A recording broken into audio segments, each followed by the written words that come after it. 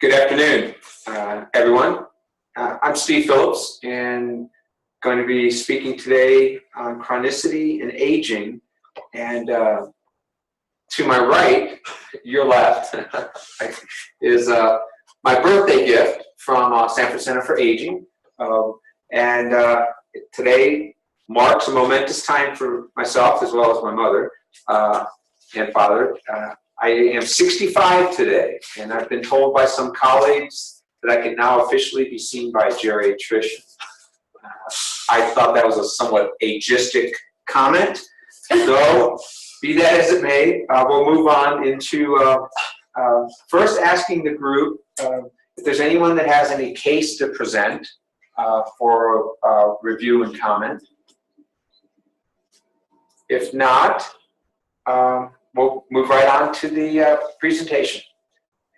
So with that, okay, title, Chronicity and Aging, the Geriatric Imperative, and I'm getting reorganized. See what happens when you haven't presented for a couple months. Then here are the objectives for this presentation, and you have the handouts available. I won't go through them word by word.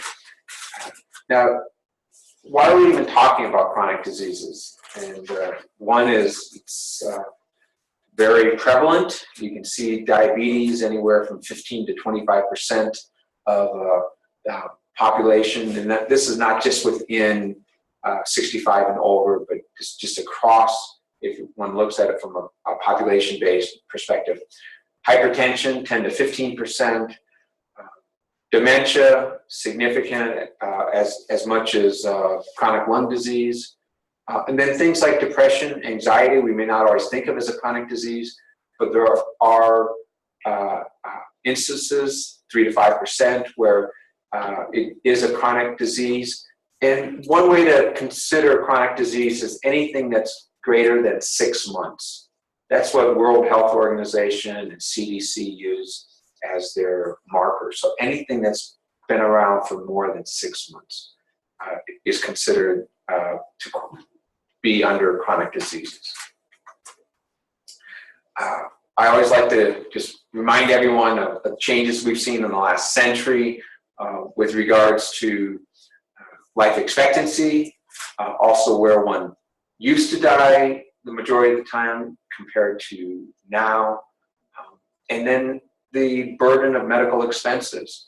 In 1900, it was a lot less expensive also just for medical care because of less use of hospitals and other services. And then a key point is just living with disability. It was very uncommon back a century or more ago, but now on average, it's 2 years that someone has some form of disability before dying. And this is another way of looking at just from 2000 to 2030, and just what is happening growth-wise, 85 or older.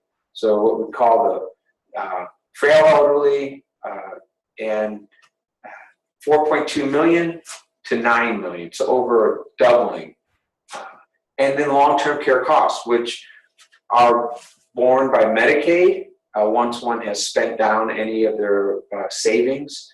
Long-term care is not covered under Medicare, as we know, and how it is also doubling over the next, by 2030 from 2000. And then the number of Americans with chronic conditions, and we're having to deal with chronic conditions in greater numbers, and especially when in 2030, looking at 175 million Americans with chronic conditions. This is why also the spend, if you will, or costs for healthcare are greater in the last couple of years of life. Some people will say 80% of all healthcare, Medicare expenditures occur in the last 6, maybe 12 months of life. that's another reason, showing this slide again, why the costs, and those costs in the last couple of years of life also include your long-term care costs within Medicaid, as well as frequent use of services within Medicare. And this Joanne Lynn is a geriatrician ethicist in Washington, D.C., and she makes an observation, and this is almost 15 years ago, that we're relatively healthy for most of our lifetime, with, though, hope near the end of life, we will have a period of some form of chronic illness. Now, when we look at chronic illnesses, there are non-fatal: arthritis, hearing loss, visual impairment. They are chronic illnesses, and they do worsen over time. Generally, they do not contribute in any substantial way to disability and healthcare costs. Now, when we look at serious, eventually fatal chronic conditions, the grouping of 4: cancer, organ system failure, dementia, strokes. And that's what we're going to focus on, is just kind of how that looks over time. When one looks at congestive heart failure and diabetes, so we have about 14% of elderly with various stages of congestive heart failure, 18% with diabetes, and you also have a crossover. People with diabetes have congestive heart failure. People with congestive heart failure have diabetes. But you can see what this costs Medicare. 43%, 32% for diabetes. Fairly significant costs to all of us as taxpayers and for Medicare. Now, each of these chronic illnesses, there are 3 main presentations. The first is with cancer. And one goes along fairly well from a functional standpoint. And I like to look at functionality as a key marker of any illness that someone has, whether it's acute or chronic, is one's functional level. Yes, it's important to know in a diabetic their hemoglobin A1C, having annual eye exams, etc. Though it does all come down to one's functional level, because that leads to disability and dependence for additional services. So with cancer, one does well overall functionally until near the last 12, maybe 18 months of life. The next group are those with heart failure, chronic lung disease. You can even put in there renal failure or end-stage renal disease. So one does fairly well functionally, has an acute episode, and key point is really never get back to the prior functional level. And so there's this ongoing intermittent reduction in functionality. And then dementia, stroke, frailty. It's something that we're recognizing more and more, since there are good screening tools for frailty. That it's a very slow, insidious process where one, in contrast to cancer or to heart failure, chronic lung disease. This was work also done by Dr. Lynn, and she and her colleagues reviewed millions of Medicare deaths over a several-year period, and identified that about 20% of the deaths were related to the short period of decline, so cancer. About 20% were due to heart failure, lung disease, so that long-term limitations with occasional exacerbations and loss of function along the way. About 40% for prolonged dwindling, so dementia, stroke, etc. And then the other unclassified, meaning it were sudden death, it could have been auto accident, trauma, or just poorly recorded in the death certificates. So it's pretty clear that 80% of deaths have some period of functional decline. Now, when we look at the whole subject of chronic diseases, our current delivery system, for the most part, the way we're organized, are under silos in hospital, nursing facilities, home, doctor's office. Chronic illness is not well managed in that setting for the most part. And we'll explore why that is the case. But suffice it to say, and that our current delivery model of hospital, nursing facility, home, doctor's office does impede continuity of care across settings.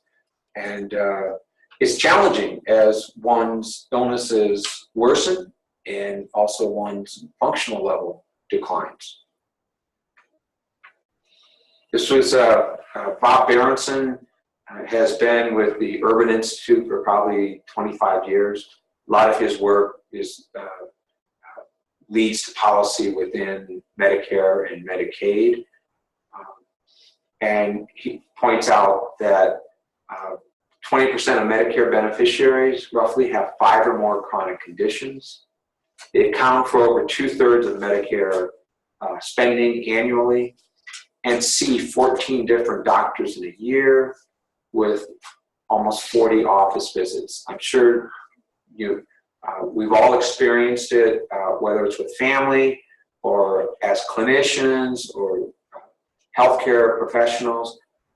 And it always amazes me. I don't think a Sunday goes by when I'm talking with a couple at church and how many doctor's appointments they have coming up in the following week, 3, 4. It's staggering between the two of them. And I've also looked at some data for this patient population of Medicare beneficiaries with 4 or more chronic conditions, and they have some of the highest readmission rates as well for inpatient care. Yeah, that's really so. Troy's point about readmissions, and which I think I've covered that in the past with some slides, but he's absolutely correct. 4 or more chronic conditions, rehospitalization rate is probably 80% of all rehospitalizations within 30 days of discharge are 4 or more chronic conditions. If you add dementia to one of those chronic conditions, it's 2 to 3-fold higher for that population, which is a very interesting, I appreciate the comment just with rehospitalization. That's why when we talk about being siloed, hospital versus nursing facility versus doctor's office, is we aren't doing a good job identifying those most at risk and throwing our resources there. And that's one of the points of just talking about chronicity and aging and why it is truly an imperative. I mean, it's a geriatric imperative because more chronic conditions or a higher number of elderly have chronic conditions than a younger cohort. But it's very important. I mean, when I talk with discharge planners from hospitals and they address everyone the same. And I always suggest pick those with 4 or more chronic conditions and throw your resources there and make sure when they go back into the community, you're ensuring that they're getting the services they need. So I appreciate that. That's a great, it's all about chronic conditions and functionality. But Of course, I'm a geriatrician, so I'm going to say that. But here's another way of looking at this, and this is unnecessary hospitalizations. The current term is potentially avoidable hospitalizations. There are huge efforts going on around the country. I've been fortunate enough for the last 5 years to be director of a Medicare Medicaid Innovation Award. We were initially awarded for 4 years, and is to prevent potentially avoidable hospitalizations in long-term care nursing facility residents.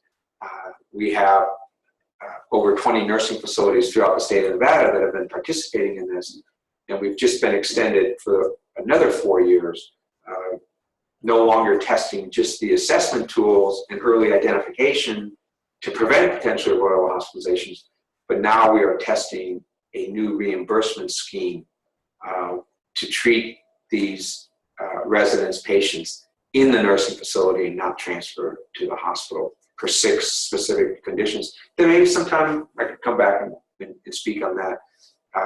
Since it's in Nevada, it's called ATOP, the Admission Transition Optimization Program. Health Insight, our quality improvement network, is the holder of the award, and I work very closely with them on this project. In Reno, we have 4 nursing facilities that are part of this ATOP program. So when we look at, again, chronic conditions, one chronic condition, potential, 1% of unnecessary hospitalization in any given year. As we go up to 8 chronic conditions, 27%. And by unnecessary, it's had things been identified a little earlier in the course of an exacerbation of either of the chronic conditions that someone has. And specifically, the big targets are congestive heart failure with exacerbation, chronic lung disease with exacerbation, diabetes with poor control, loss of appetite, dehydration, that upwards of 27% that could be potentially avoidable with earlier identification. Now, this is a slide. Let me just explain what these initials are in the population. DM stands for disease management, which is something that has been around, evidence-based guidelines, practice guidelines for the last 20 or so years. And disease management is very diagnosis specific. CCM is chronic care management, something that Medicare now pays for. They've been paying for it for 2 years and have improved upon the payment structure.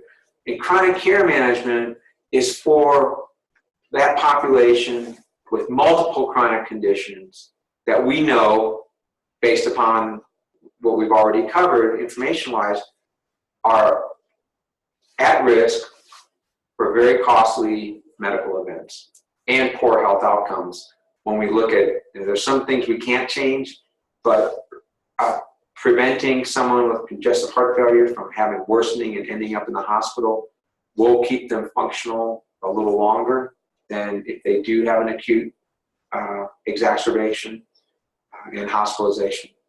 Because bad things happen in the hospital. This just the way it is right now. Reliance on evidence-based treatment guidelines for disease management is critical. Highly reliant on evidence-based treatment guidelines. So for someone with congestive heart failure, weighing every day, if you have more than a 3-pound weight gain over 48, 72 hours, you increase your diuretics. You're plugged in by Bluetooth to someone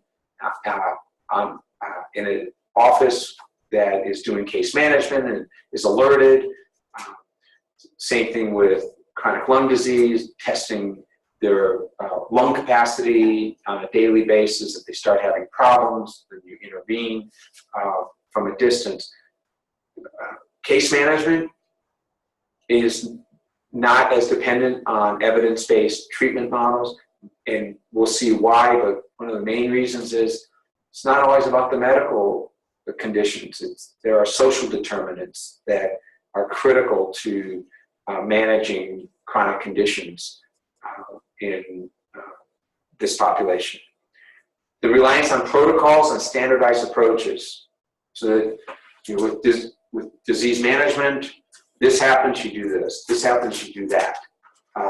Chronic care management, there's more of a, if you will, science, or actually an art to it than a science. And it's not always about needing another medication. Often it is getting rid of some of the medications and looking into other aspects. What Troy brought up just with regards to rehospitalization, within 30 days of discharge from an acute care setting. Hospitals have been under penalty for the last 3 years from Medicare, Medicaid. Nursing facilities have just started being penalized in a similar fashion for someone that's discharged from a skilled nursing facility after rehabilitation and is readmitted to a hospital within 30 days of that discharge. And the data is strong around chronic conditions, and the more chronic conditions, the more likely, whether it's discharged from a hospital or discharged from a skilled nursing facility, that you will return.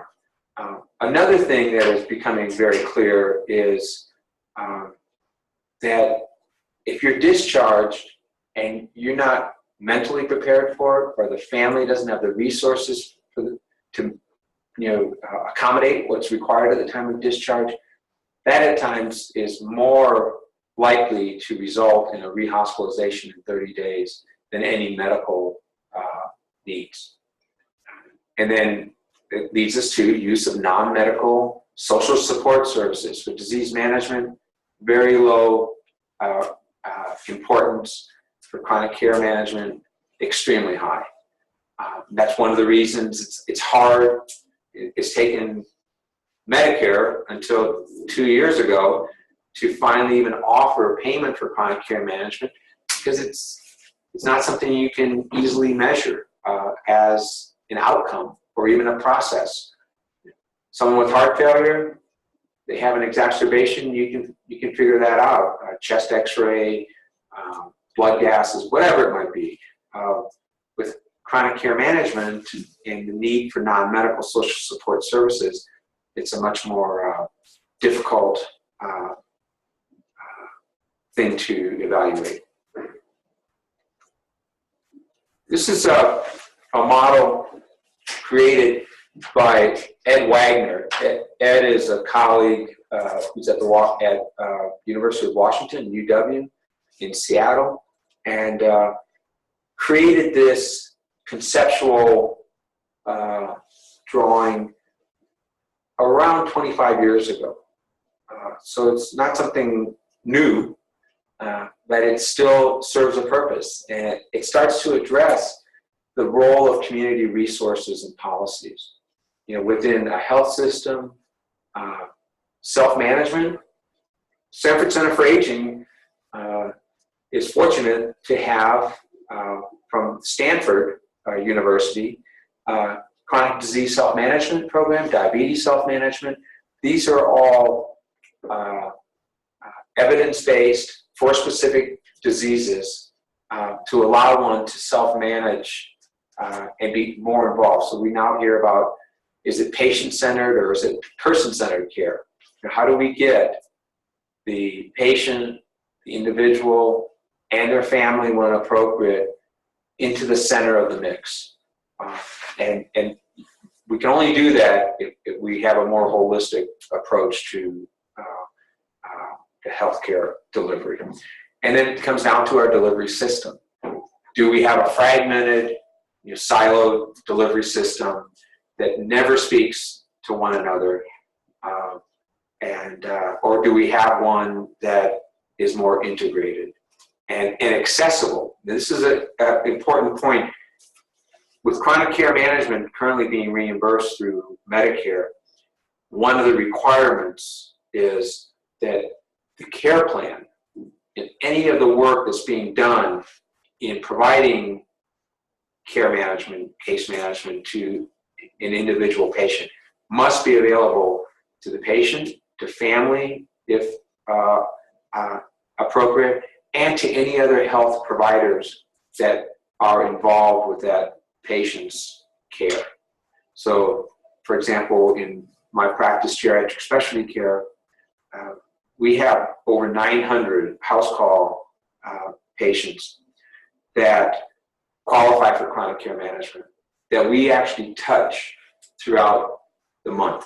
About 350 of these 900 patients, we spend over 20 minutes a month in chronic care management.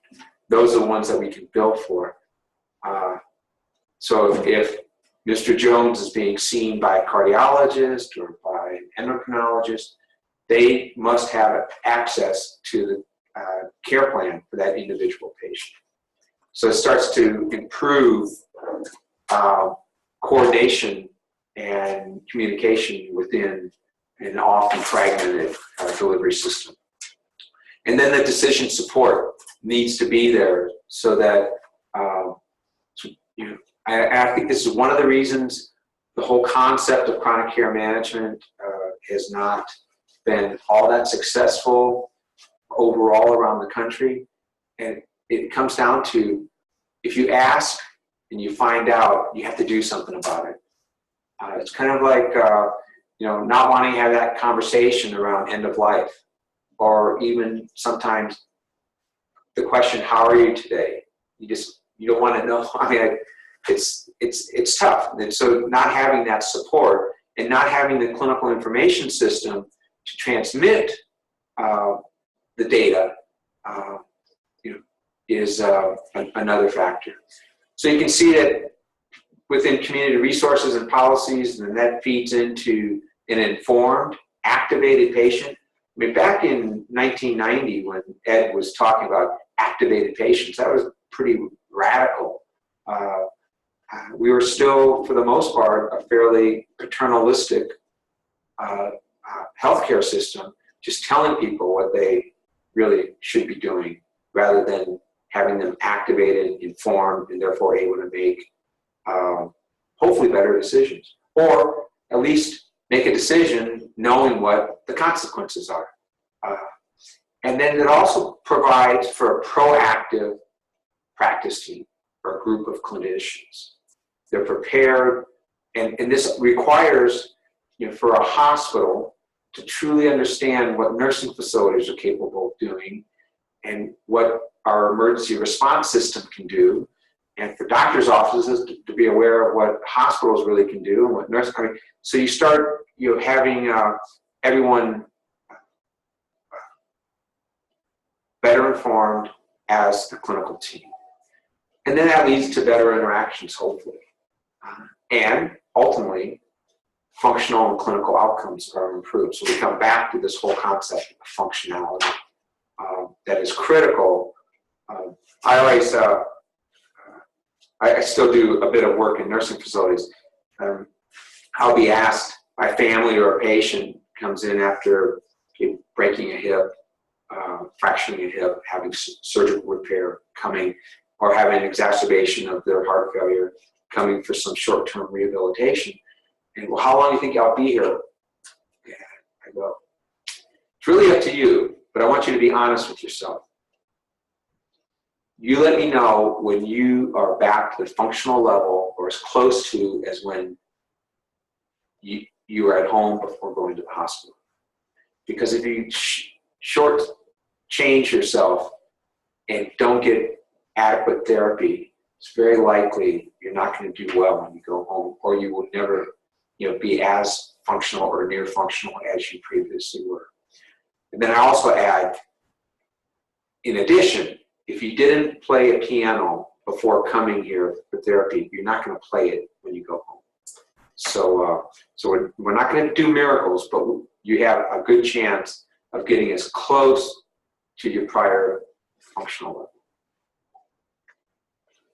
This just to reemphasize the difference in the population, reliance on guidelines, standardized approaches and protocols and non-medical social support services within the areas of disease management versus chronic care management.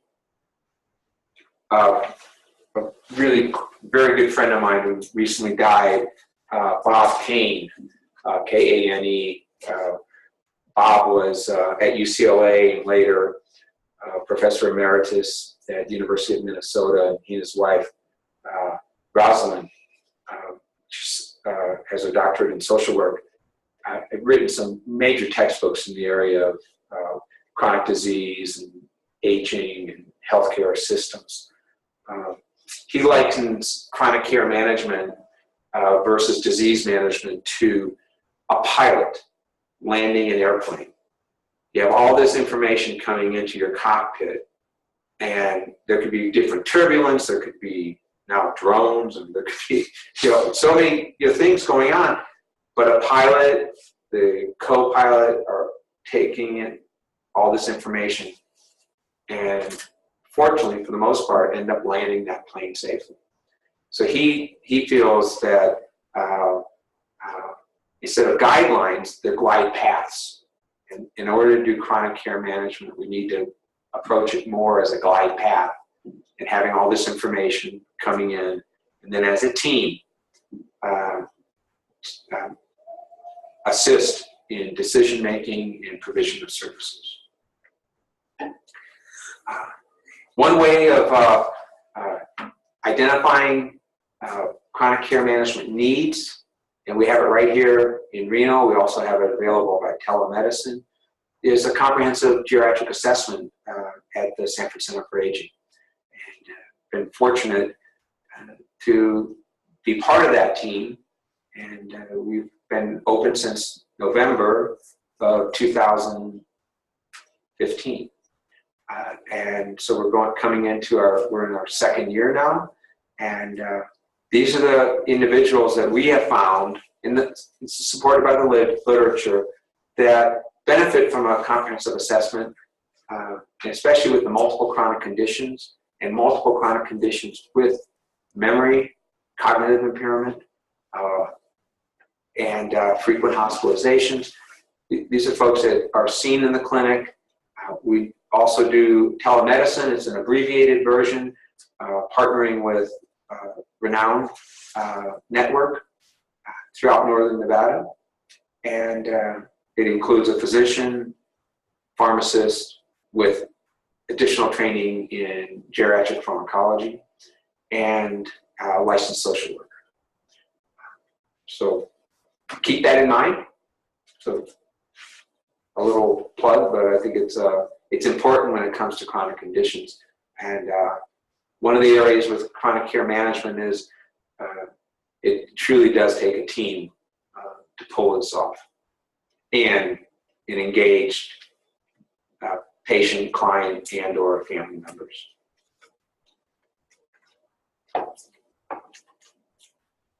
With that, we'll close, open for questions, comments, and again, I always like to recognize the EJC Foundation that has really helped us in our rural outreach through the Sanford Center for Aging. Thank you. Any questions? Questions, cases that come to mind? If so, raise your hand or just jump right in. Appreciate it. Any other questions? All right, well, thank you for attending, and have a good day.